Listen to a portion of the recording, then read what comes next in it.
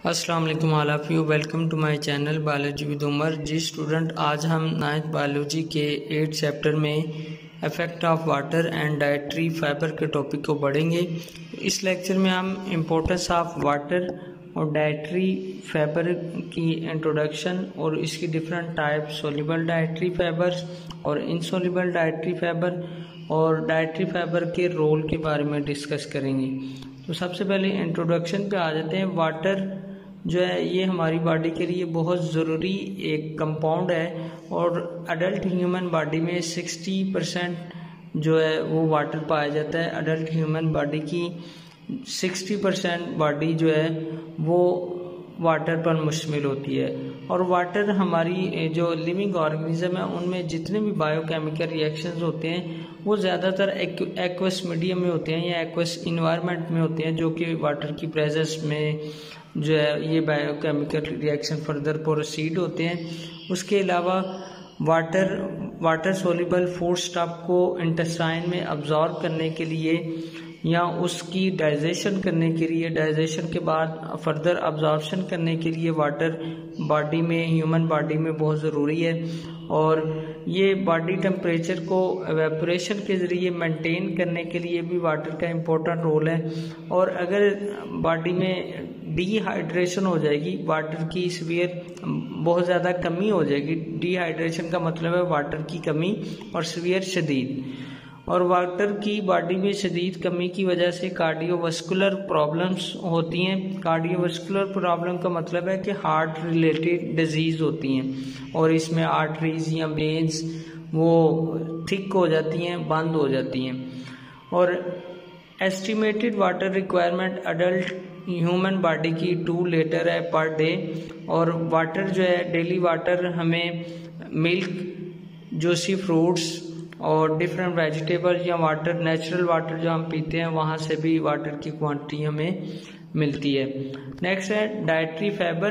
Dietary fibre को हम rough as भी कहते हैं या डिफरेंट फ्रूट्स का जो छिलका है उसे भी हम डाइटरी फाइबर में कॉमनली कंसीडर करते हैं। डाइटरी फाइबर की डेफिनेशन क्या है? ये पार्ट ऑफ ह्यूमन बॉडी है जो कि इनडाइजेस्टिबल होता है, जिसकी डाइजेशन नहीं होती और ये एनिमल फूड्स में पाया जाता है। और ये बॉडी में स्टमक, स्मॉल इंटेस्टाइन और कोलोन के जरिए बाहर इसको एलिमिनेट कर दिया जाता है। इस अनडाइजेस्टेड मटेरियल को स्टमक, स्मॉल इंटेस्टाइन और कोलोन पार्ट से बाहर निकाल दिया जाता है। स्टमक क्या है? मैदा है जिसमें फूड की डाइजेशन होती है।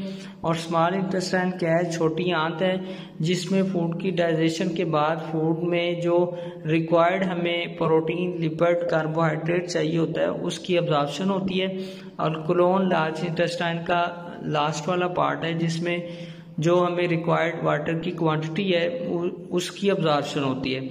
और ये तीनों पार्ट जो हैं ये एलिमेंट्री कैनाल या डाइजेस्टिव सिस्टम के पार्ट हैं और इससे गुजरते हुए डाइटरी फाइबर या अनडाइजेस्टेड मटेरियल बाहर से बॉडी से बाहर निकाला जाता है।